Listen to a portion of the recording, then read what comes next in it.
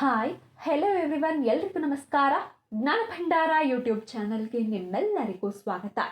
ಸ್ನೇಹಿತರೆ, ಪ್ರಾಚೀನ ಕಾಲದಿಂದಲೂ ಮಂತ್ರಗಳ ಪಠಣ ಅಥವಾ ಮಂತ್ರೋಚ್ಚಾರಣೆಯು ಭಾರತೀಯ ಸಂಸ್ಕೃತಿಯ ಅವಿಭಾಜ್ಯ ಅಂಗವಾಗಿದೆ.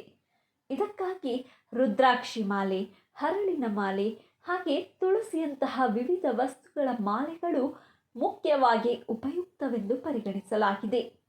ಶಾಸ್ತ್ರಗಳಲ್ಲಿ ಪಠಣವು ವಿಶೇಷವಾಗಿ ಪ್ರಯೋಜನಕಾರಿಯಾಗಿದೆ ಎಂದು ಹೇಳಲಾಗಿದೆ.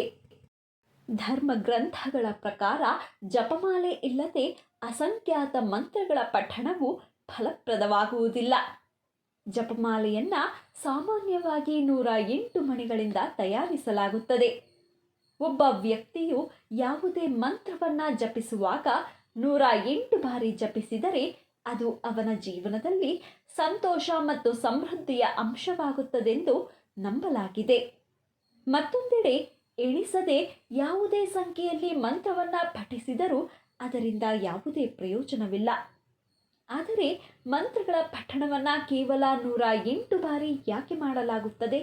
ಹಾಗೆ ಮಾಲೆಯಲ್ಲಿ ಅದೇ ಸಂಖ್ಯೆಯ ಮಣಿಗಳು ಮಾತ್ರ ಯಾಕಿರುತ್ತವೆ ಎಂಬೆಲ್ಲ ಪ್ರಶ್ನೆಗಳಿಗೆ ಇವತ್ತಿನ ಈ ವಿಡಿಯೋದಲ್ಲಿ ಉತ್ತರವನ್ನು ನೋಡೋಣ.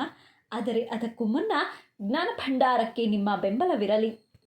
ಜಪಮಾಲೆಯಲ್ಲಿ 108 ಮಣಿಗಳಿಗೆ ವಿಶೇಷ ಮಹತ್ವವನ್ನು ನೀಡಲಾಗಿದೆ. ಯೋಗ ಮತ್ತು ಜ್ಯೋತಿಷ್ಯದ ಪ್ರಕಾರ ಈ ಸಂಖ್ಯೆಯನ್ನು ತುಂಬ ಮಂಗಳಕರವೆಂದು ಪರಿಗಣಿಸಲಾಗುತ್ತದೆ. ಹಾಗೆ 108 ಬಾರಿ ಮಂತ್ರವನ್ನು ಪಠಿಸದೆ ಯಾವುದೇ ಪೂಜೆಯನ್ನು ಮಾಡಿದರೂ ಅದನ್ನು ಅಪೂರ್ಣವೆಂದು ಪರಿಗಣಿಸಲಾಗುತ್ತದೆ.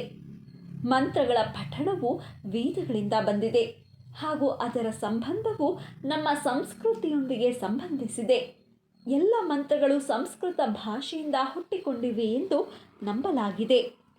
ಇನ್ನು ಸಂಖ್ಯೆ 108ರ ಮೂಲವನ್ನು ನೋಡೋದಾದರೆ ಸಂಸ್ಕೃತ ಭಾಷೆಯಲ್ಲಿ 54 ಅಕ್ಷರಗಳಿವೆ.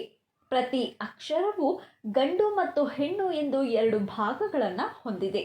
ಇವುಗಳನ್ನು ಶಿವ ಮತ್ತು ಶಕ್ತಿ ಎಂದು ಕರೆಯಲಾಗುತ್ತದೆ. ಆದ್ದರಿಂದ ಇದನ್ನು ಮಂಗಳಕರವೆಂದು ಪರಿಗಣಿಸಲಾಗುತ್ತದೆ.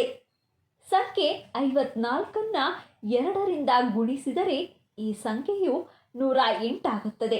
ಈ ಮಂಗಳಕರ ಸಂಖ್ಯೆಯೊಂದಿಗೆ ಯಾವುದೇ ಮಂತ್ರವನ್ನು ಪಠಿಸಿದರೂ ಅದು ಫಲಪ್ರದವಾಗುತ್ತದೆ. ನಾವು 108 ಬಾರಿ ಜಪ ಮಾಡುವ ಬಗ್ಗೆ ಮಾತನಾಡಿದರೆ 24 ಗಂಟೆಗಳಲ್ಲಿ ನಮ್ಮ ಉಸಿರಾಟದ ಸಂಖ್ಯೆ 21,600 ಎನ್ನುವ ನಂಬಿಕೆ ಇದೆ. ಎಲ್ಲರೂ ಒಂದೇ ಬಾರಿ ಉಸಿರಾಡುತ್ತಾರೆ. ನಾವು ನಿಯಮಿತ ದಿನಚರಿಯ ಬಗ್ಗೆ ಮಾತನಾಡಿದರೆ ದಿನದ 12 ಗಂಟೆಗಳು ನಿಯಮಿತ ದಿನಚರಿಯಲ್ಲಿ ಹೋಗುತ್ತವೆ. ಉಳಿದ 12 ಗಂಟೆಗಳಲ್ಲಿ ನಾವು ದೇವರನ್ನ ಧ್ಯಾನಿಸಬಹುದು. ಆದ್ದರಿಂದ 21,600ನ್ನು ಅರ್ಧಕ್ಕೆ ಇಳಿಸಿದರೆ ಆ ಸಂಖ್ಯೆ 10,800 ಆಗುತ್ತದೆ. ಮಂತ್ರಗಳನ್ನು ಪಠಿಸುವ ವಿಷಯಕ್ಕೆ ಬಂದರೆ ಒಮ್ಮೆಗೆ 10,800 ಬಾರಿ ಜಪಿಸಲು ಸಾಧ್ಯವಿಲ್ಲ. ಅದಕ್ಕಾಗಿಯೇ ಈ ಸಂಖ್ಯೆಯಿಂದ 2 ಸೊನ್ನೆಗಳನ್ನು ತೆಗೆದುಹಾಕಿರುವ ಪದ್ಧತಿ ಇದೆ. ಸೂರ್ಯನು ವರ್ಷವಿಡೀ 21,600 ಕಾಲಗಳನ್ನು ಬದಲಾಯಿಸುತ್ತಾನೆ ಮತ್ತು ಸೂರ್ಯನ ಸಂಚಾರವನ್ನು ಉತ್ತರಾಯಣ, ದಕ್ಷಿಣಾಯಣ ಎಂಬ 2 ಭಾಗಗಳಾಗಿ ವಿಂಗಡಿಸಲಾಗಿದೆ. ಹೀಗಾಗಿ ಸೂರ್ಯನ ಕಾಲಗಳನ್ನು 2 ಭಾಗಗಳಾಗಿ ವಿಂಗಡಿಸಿದರೂ ಇನ್ನೂ 10,800 ಸಂಖ್ಯೆಯು ರೂಪುಗೊಳ್ಳುತ್ತದೆ. ಆದ್ದರಿಂದ ಅದರಿಂದ 2 ಸೊನ್ನೆಗಳನ್ನು ತೆಗೆದುಹಾಕಿದರೆ ಅದು 108 ಸಂಖ್ಯೆಯಾಗುತ್ತದೆ. ಈ ಕಾರಣಕ್ಕಾಗಿ ಈ ಸಂಖ್ಯೆಯನ್ನು ಮಂಗಳಕರವೆಂದು ಪರಿಗಣಿಸಲಾಗುತ್ತದೆ. ಈ ಸಂಖ್ಯೆಯಲ್ಲಿ ಮಂತ್ರಗಳನ್ನು ಪಠಿಸಲು ಸಲಹೆ ನೀಡಲಾಗುತ್ತದೆ. ಅಲ್ಲದೆ ಭೂಮಿ ಮತ್ತು ಸೂರ್ಯನ ನಡುವಿನ ಅಂತರವು ಸೂರ್ಯನ ವ್ಯಾಸದ ಸುಮಾರು 8 ಪಟ್ಟು.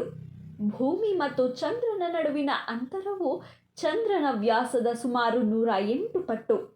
ಸೂರ್ಯನ ವ್ಯಾಸವು ಭೂಮಿಯ ವ್ಯಾಸಕ್ಕಿಂತ 108 ಪಟ್ಟು ಹೆಚ್ಚು. ಈ ಸಂಖ್ಯೆಯು ಸೌರ ಅಥವಾ ಪುರುಷ ಶಕ್ತಿಯನ್ನು ಸಂಕೇತಿಸುತ್ತದೆ. ಶೂನ್ಯವು ಸ್ತ್ರೀ ಅಥವಾ ಚಂದ್ರನ ಶಕ್ತಿಯನ್ನು ಮತ್ತು 8 ಅನಂತವನ್ನು ಪ್ರತಿನಿಧಿಸುತ್ತದೆ. ಇದು ಬ್ರಹ್ಮಾಂಡದ ನೈಸರ್ಗಿಕ ಕಂಪನಗಳೊಂದಿಗೆ ನಮ್ಮಲ್ಲಿ ಸಾಮರಸ್ಯವನ್ನು ತರಲು ಸಹಾಯ ಮಾಡುತ್ತದೆ. ನಮ್ಮ ಪ್ರಾಚೀನ ಋಷಿಗಳು 108ರ ಶಕ್ತಿಯನ್ನು ತಿಳಿದಿದ್ದರೂ ಇದು ನಕ್ಷತ್ರಗಳಿಗೆ ಸಂಬಂಧಿಸಿದ ವೈದಿಕ ಗಣಿತದ ಲೆಕ್ಕಾಚಾರಗಳಿಂದ ಬಂದಿದೆ ಎಂದು ಹೇಳಲಾಗುತ್ತದೆ. ಮೂಲತಃ 9 ಗ್ರಹಗಳು 12 ರಾಶಿಗಳ ಮೂಲಕ ಚಲಿಸಿದಾಗ ಅವು ನಮ್ಮ ಜೀವನದಲ್ಲಿ 108 ರೀತಿಯ ಪರಿಣಾಮಗಳನ್ನು ಉಂಟು ಮಾಡುತ್ತವೆ. ಸನಾತನ ಧರ್ಮದಲ್ಲಿ 27 ನಕ್ಷತ್ರಗಳಿವೆ. ಪ್ರತಿ ನಕ್ಷತ್ರವು 4 ಪಾದಗಳನ್ನು ಹೊಂದಿರುತ್ತದೆ. ಆದ್ದರಿಂದ 27 × 4 = 108. ಆದ್ದರಿಂದ 108ನ್ನು ಬಹಳ ಹಿಂದಿನಿಂದಲೂ ಹಿಂದೂ ಧರ್ಮ ಮತ್ತು ಯೋಗದಲ್ಲಿ ಪವಿತ್ರ ಸಂಖ್ಯೆ ಎಂದು ಪರಿಗಣಿಸಲಾಗಿದೆ. 108 ಸಂಖ್ಯೆಯು ಬ್ರಹ್ಮಾಂಡದ ಅಂತಿಮ ವಾಸ್ತವತೆಯನ್ನು ಪ್ರತಿನಿಧಿಸುತ್ತದೆ. ಒಂದು ಸಂಖ್ಯೆಯು ಒಂದು ವಿಷಯವನ್ನು ಸೂಚಿಸುತ್ತದೆ. 0 ಶೂನ್ಯವನ್ನು ಸೂಚಿಸುತ್ತದೆ. ಹಾಗೆ 8 ಅನಂತತೆಯನ್ನು ಸೂಚಿಸುತ್ತದೆ. ಯಂತ್ರಗಳಲ್ಲಿ ಶ್ರೀಯಂತ್ರವು 54 ಛೇದಕಗಳನ್ನು ಹೊಂದಿದೆ. ಪ್ರತಿಯೊಂದು 108ಕ್ಕೆ ಕಾರಣವಾಗುವ ಪುಲ್ಲಿಂಗ ಮತ್ತು ಸ್ತ್ರೀಲಿಂಗ ಶಕ್ತಿಯನ್ನು ಹೊಂದಿದೆ. ಆಯುರ್ವೇದದಲ್ಲಿ 108 ಮರ್ಮ ಅಥವಾ ಬಿಂದುಗಳಿವೆ, ಒತ್ತಡ ಅಥವಾ ಶಕ್ತಿಯ ಬಿಂದುಗಳು.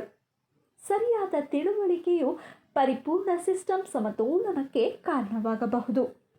ಸಂಸ್ಕೃತದಲ್ಲಿ 108 ಉಪನಿಷತ್ತುಗಳು ಮತ್ತು 108 ಪುರಾಣಗಳು, ಪ್ರಾಚೀನ ಪವಿತ್ರ ಗ್ರಂಥಗಳಿವೆ. 108 ನಾಡಿಗಳಿವೆ. ಹೃದಯ ಅಥವಾ ಅನಾಹತ ಚಕ್ರದಲ್ಲಿ ಒಂದಾಗುವ ಶಕ್ತಿವಾಹಿನಿಗಳು. ದೇವರುಗಳಿಗೆ ಸಾಮಾನ್ಯವಾಗಿ 108 ಹೆಸರುಗಳಿವೆ. ಭಾರತೀಯ ಸಂಪ್ರದಾಯಗಳು 108 ನೃತ್ಯ ಪ್ರಕಾರಗಳನ್ನು ಹೊಂದಿವೆ. ಸನಾತನ ಧರ್ಮ, ಬೌದ್ಧ ಧರ್ಮ, ಜೈನ್ ಧರ್ಮ, ಸಿಖ್ ಧರ್ಮದಂತಹ ಅನೇಕ ಪೂರ್ವ ಮಾರ್ಗಗಳಲ್ಲಿ 108 ಸಂಖ್ಯೆಯನ್ನು ಪವಿತ್ರವೆಂದು ಪರಿಗಣಿಸಲಾಗಿದೆ. ಅದಕ್ಕಾಗಿಯೇ ಯೋಗ ಮತ್ತು ಧರ್ಮಾಧಾರಿತ ಅಭ್ಯಾಸಗಳು, ಸಾಧನಗಳು ಹಾಗೆ ಆಚರಣೆಗಳಂತಹ ಅನೇಕ ಅಭ್ಯಾಸಗಳು ಈ ಸಂಖ್ಯೆಗೆ ಪ್ರಮುಖ ಸಂಬಂಧವನ್ನು ಹೊಂದಿವೆ. ಕೇಳಿದ್ರಲ್ಲ ಸ್ನೇಹಿತರೆ, ಇದಿಷ್ಟು ಸಂಖ್ಯೆ 108ಕ್ಕೆ ಯಾಕಷ್ಟು ಮಹತ್ವ, ಯಾವುದೇ ಮಂತ್ರವನ್ನು 108 ಬಾರಿ ಯಾಕೆ ಪಠಿಸಬೇಕು ಎಂಬೆಲ್ಲ ಪ್ರಶ್ನೆಗಳಿಗೆ ಉತ್ತರ. ಇವತ್ತಿನ ಈ ಮಾಹಿತಿ ತಮ್ಮೆಲ್ಲರಿಗೂ ಇಷ್ಟವಾಗಿದ್ದಲ್ಲಿ ದಯವಿಟ್ಟು ಈ ವಿಡಿಯೋನ ಲೈಕ್ ಮಾಡಿ, ಶೇರ್ ಮಾಡಿ. ಹಾಗೆ ಮತ್ತಷ್ಟು ಇಂಟ್ರೆಸ್ಟಿಂಗ್ ವಿಡಿಯೋಸ್ಗಳಿಗಾಗಿ ನಮ್ಮ ಚಾನಲನ್ನು ಸಬ್ಸ್ಕ್ರೈಬ್ ಆಗಿ ಪಕ್ಕದಲ್ಲಿ ಕಾಣುವ ಬೆಲ್ ಐಕಾನ್ನ ಕ್ಲಿಕ್ ಮಾಡಿ ಅಂತ ಹೇಳ್ತಾ, once again thank you guys, take care, bye.